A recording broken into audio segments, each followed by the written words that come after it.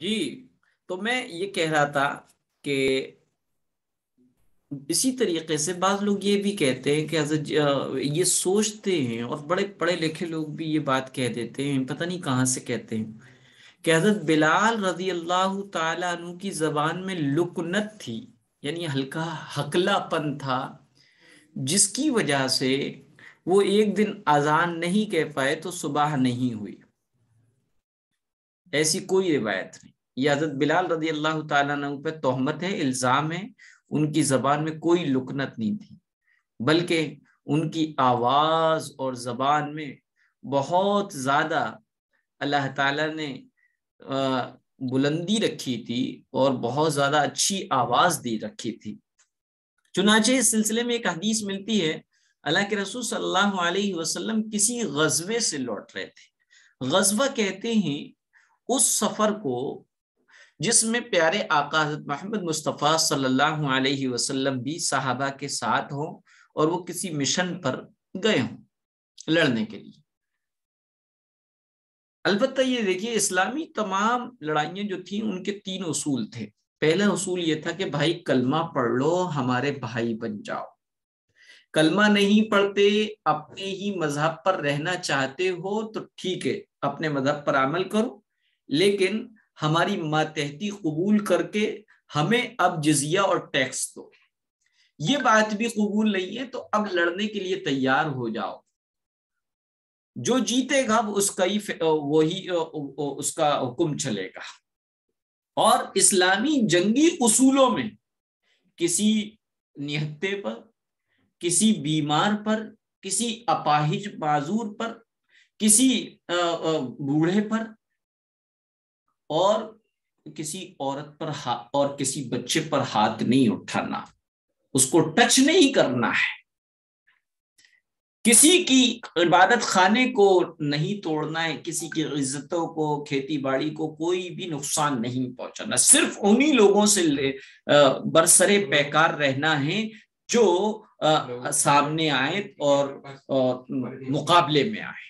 بہرحال جب آپ نے یہ سمجھ لیا تو میں یہ کہہ رہا تھا غزوہ کہتے ہیں، تو کسی غزوے سے واپسی ہو رہی تھی مدینے کی طرف، اور پیدل سفر ہوتے تھے، اور اس کا طریقہ یہ تھا کہ دن رات میں مشکل سے 24 گھنٹے میں سے 6 گھنٹے سفر ہوا کرتا تھا، اور اس کا طریقہ یہ ہوتا تھا کہ بالکل صبح ہی صبح سفر کا آغاز کرتے تھے، اور جو ہی سورج بلند ہوتا اور دھوپ میں تپش اور تیزی آتی وہیں پڑاؤ کر لیا جاتا تھا، خیمے اور تمبو باندھ کے لوگ باغ آرام کرتے، ضروریات سے فارغ ہوتے، کھانا وانا بناتے، آرام کرتے، اور عصر میں جب سورج ڈھل جاتا پھر سفر شروع کیا جاتا، اور رات تک جب دیکھنا اور بند ہو جاتا تو پھر اپنا پڑاؤ ڈال لیا جاتا تھا، اور صبح تو اللہ کے رسول صلی اللہ علیہ وسلم پڑاؤ مطلب کہ سفر جاری تھا، تو صحابہ اکرام بڑے تھکے ہوئے تھے، میں آپ کو لہذا صحابہ اکرام کی مرضی یہ تھی کہ کہیں پڑاؤ کر لیا جائے، کہیں ٹھہر لیا جائے۔ اللہ کے رسول نے کہا دیکھو ٹھہرو متی، کیونکہ فجر کا وقت قریب ہے، اب اگر ٹھہرے اور اب اگر سوئے تو فجر میں اٹھنا مشکل ہو جائے گا۔ لیکن حضرت بلال رضی اللہ تعالیٰ عنہ نے عرض کیا یا رسول اللہ جگانے کی ذمہ داری میں لیتا ہوں۔ اللہ کے رسول کا ٹھیک ہے تم پڑاؤ کر لو، پڑاؤ کر لیا گیا، سب لوگ لیٹ گئے، آرام کرنے لگے۔ حضرت بلال جاگتے رہے، لیکن عین وقت پر ان کی آنکھ لگ گئی اور سو گئے۔ اللہ کے رسول صلی اللہ علیہ وسلم کی آنکھ جب کھلی، جب دھوپ کی اور سورج کی پہلی کرنیں آپ کے چہرے پہ پڑی، آپ کی آنکھ کھلی اور آپ نے بلال کو جگایا اور کہا چلو جلدی سے، اس جگہ شیطان آ گیا ہے، ہم آگے چل کے نماز کو قضا کریں گے۔ تو گویا کہ آپ کی نمازوں کا قضا ہونا، آپ کا سو جانا، یہ امت کے لیے رحمت تھا، تاکہ امت کو یہ عمل ملے کہ نماز قضا ہو جائے تو کس طریقے سے پڑھنا ہے۔ تو بہرحال یہ واقعہ یہ بتا رہا ہے کہ جو لوگوں میں جو مشہور ہے کہ حضرت بلال اذان نہیں دیتے تھے، صبح نہیں ہوتی تھی، وہ بالکل غلط ہے۔ یہ تو کلاس آپ کی پوری ہو گئی، باتوں ہی باتوں میں جانے کا وقت اتنا گزر گیا. اب آپ کچھ سوالات کر سکتے ہیں. میں بتا رہا ہوں askam@gmail.com. جی ASK آپ جی ذکر اللہ بھائی یا نور محمد بھائی، احمد رضا بھائی، عامر بھائی، محمد عارف بھائی، عمر فاروق صاحب، راشد خان صاحب، آپ لوگ جو چاہیں پوچھ سکتے ہیں، کوئی بھی مسئلہ ڈسکس کر سکتے ہیں. السلام علیکم. وعلیکم السلام. معافی چاہتا ہوں، تھوڑا میں لیٹ ہو گیا آج کلاس میں.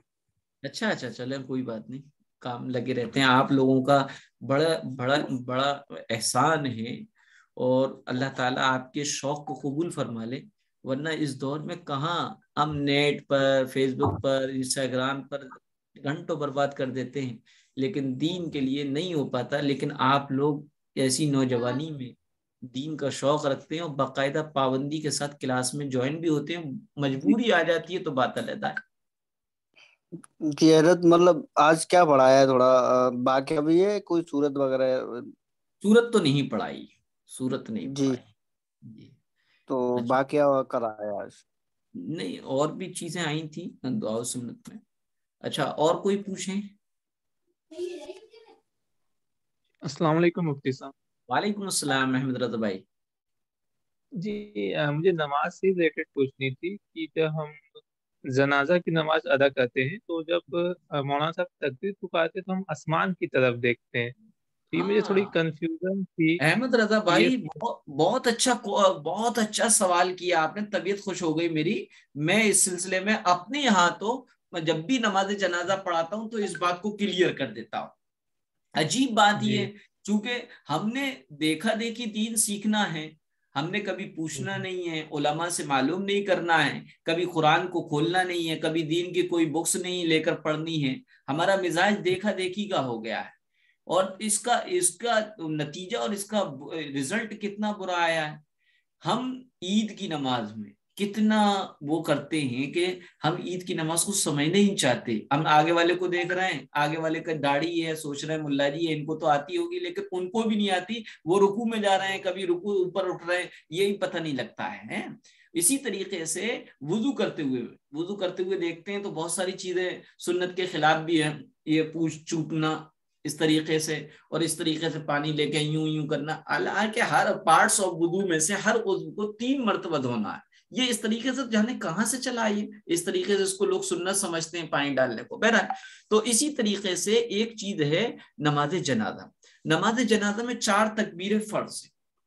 اللہ اکبر کہہ کر امام ہاتھ باندھے گا، مقتدی باندھیں گے، اور سب کو ثنا پڑھنی ہے، وہی ثنا جو نماز میں پڑھی جاتی ہے. پھر جب اللہ اکبر کہے تو نہ تو امام اور نہ ہی مقتدی اپنی گردن کو یوں اوپر کرتے کہ اللہ اکبر اس طریقے سے اوپر نہ کریں، یہ کوئی سنت نہیں ہے. بلکہ اللہ کے رسول صلی اللہ علیہ وسلم نے بڑی سخت وعید میں فرمایا کہ نماز کی حالت میں آسمان کی طرف دیکھنے سے باز آ جاؤ، ورنہ اللہ تعالیٰ تمہاری آنکھوں کی روشنی کو نہ چھین لے. تو لہذا یہ نماز، یہ جو نماز جنازہ میں جو 4 مرتبہ اللہ اکبر کہتے ہیں، تو ہر مرتبہ تمام لوگ اوپر گردن اٹھاتے ہیں اللہ اکبر. اس کی شروعات ایسی ہوئی ہوگی کہ آگے والے کو دیکھا، آگے والے نے نارملی گردن ایسی کری ہوگی، اس نے سوچا کہ ہاں یہ کر رہا ہے تو میں بھی کر لوں. اس طریقے سے یہ سلسلہ چلتے رہے.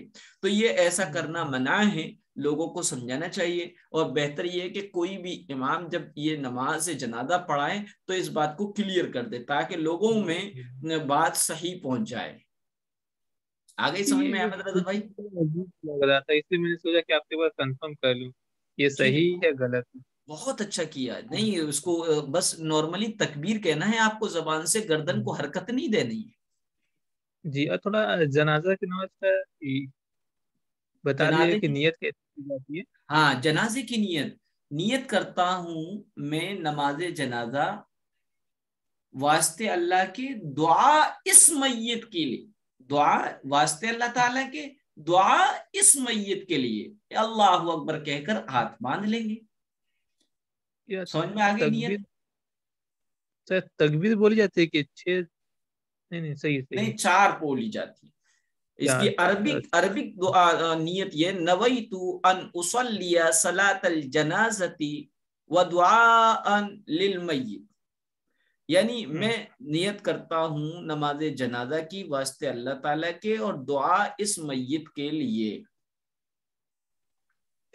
سمجھ میں آ گیا آپ کو؟ جی شکریہ جی، اور کوئی پوچھیں؟ عمر بھائی کچھ نہیں پوچھیں گے؟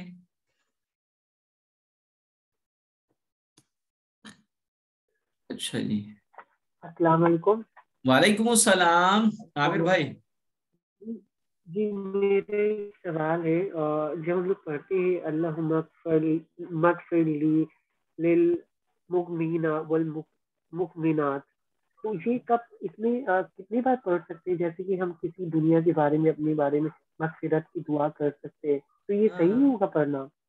جی، اللہم اغفر لی للمؤمنین والمؤمنات آپ کبھی کتنے بھی مرتبہ پڑھ سکتے ہیں، اور مغفرت کی دعا مانگنا اور اپنے استغفار اور توبہ چاہنا، رسول اللہ صلی اللہ علیہ وسلم نے فرمایا میں ایک دن میں 70 سے زیادہ مرتبہ استغفار پڑھتا ہوں۔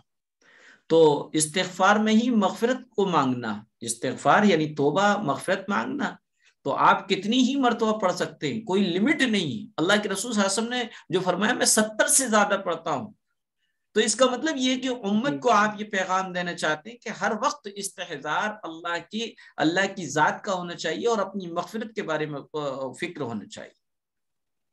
جی، جیسے کہ جیسے میری ممی کا انتقال ہو گیا، ان کے لیے اچھا سے مجھے کچھ پڑھنا ان کی مغفرت کے لیے، تو یہی صحیح ہوگا یا میں کچھ اور کریں؟ اور ہو سکے تو قرآن کے لیے چونکہ وضو ہونا، اس کے لیے وقت ہونا، تو آپ سورہ اخلاص پڑھتے رہا کریں زیادہ سے زیادہ، اور پھر اس کا ثواب پہنچا دیا کریں۔ جی بالکل، شکریہ۔ جی مفتی صاحب السلام علیکم۔ وعلیکم السلام، نور محمد بھائی۔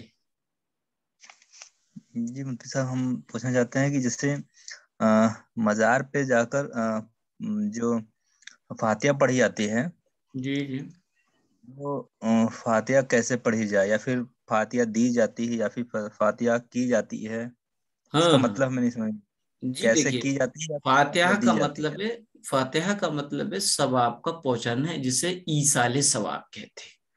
قبرستان میں جانا چاہیے، بزرگان دین کے مدار پہ اگر جا رہے ہیں تو جائیں، اور اچھی بات ہے وہاں پر جو صورتیں آپ کو یاد ہوں وہ، جی، اور اگر وقت نہیں ہے تو سورہ آگے پیچھے 7 مرتبہ درود شریف پڑھ لیں اور 3 مرتبہ سورہ اخلاص پڑھ لیں، اور اس کا ثواب ان کو پہنچا دیں۔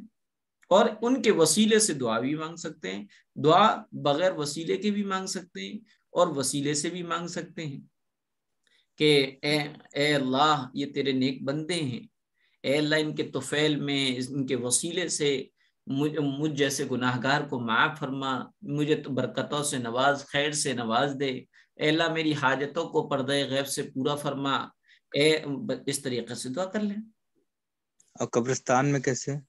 قبرستان میں بھی ایسی تمام قبرستان کے بارے میں آتا ہے کہ جو شخص قبرستان جائیں اور وہاں پر سورہ یاسین یا سورہ اخلاص پڑھیں اور پھر ان کو بخش دے، تو اللہ تعالیٰ سب کو برابر اس قبرستان میں جتنے مردے دفن ہیں سب کو برابر ثواب پہنچاتا ہے، اور اس پڑھنے والے کے لیے اتنی نیکیاں لکھی جاتی ہیں جتنے اس قبرستان کے مردے ہیں۔ اچھا، یہ جو تبرک اور یہ سرنی وغیرہ وہاں ملتا ہے، مطلب کہ اس کو فاتحہ کرنا، یہ دینا، مطلب نہیں سمجھ میں آتا ہے اس کا کیا؟ دیکھیے تبرک جو دکانوں پہ ملتا ہے اس کو لے سکتے ہیں، اور جو تبرک لے جاتے ہیں الائچی دانے وغیرہ، اور پھر وہ قبر کے اور مزار کے مجاور اور سجادہ نشین وغیرہ ہوتے ہیں ان کو دیتے ہیں، اور پھر وہ وہاں پر رکھے ہوئے تبرک میں ڈالتے ہیں، اور پھر تھوڑا سا تبرک اس میں دے دیتے رکھے آپ کو، تو وہ تبرک نہ کھائیں کیونکہ وہ چڑھا ہوا ہے۔ غیر اللہ کے رضا کے لیے، اس کی خوشنودی کے لیے جو چیز چڑھائی جائے اس کو نہ کھائے۔ اسی طریقے سے مزارات پر جو لنگر کی شکل میں جو کھانا تقسیم ہوتا ہے اس کو بھی نہ کھائیں، کیونکہ یہ غیر اللہ کے اوپر غیر اللہ کی نظر ہے۔ کیونکہ لوگ باغ مانتے ہیں کہ عامر خان جاتا ہے وہ کسی اللہ والوں کی بزرگ پہ وہ کہتا ہے کہ میری فلاں دھوم 3 اگر میری بھیٹ ہو گئی تو میں 2 دیگیں بنواؤں گا، یا کوئی ایکٹر جاتے جی ہیں، جی یا یہ تو مثال دے رہا ہوں میں، یا عام آدمی جاتا ہے کہ میرا تو یہ کام ہو گیا بابا جی تو میں آپ کے یہاں پر یہ کرواؤں گا. تو لہذا وہاں پر جتنے بھی فری میں کھانے تقسیم ہوتے ہیں ان کو ہرگز نہ کھائیں. جی ہمارے یہاں جیسے ہوتا ہے نا، ایک مزار ہے، وہاں ہمارے گھر کے اگل بغل لوگ جاتے ہیں، کہتے ہیں کہ اگر میرا یہ بچہ بیمار اگر صحیح ہو جائے جی گا جی تو ہم جی 10 جی کلو لڈو چڑھائیں گے، سب کو جی بانٹیں جی گے، جی یہ وہ. جی جی جی تو جی اسی کا جب نہیں پوچھنا کھانے تھا کہ چاہیے، یہ. بالکل نہیں. اچھا.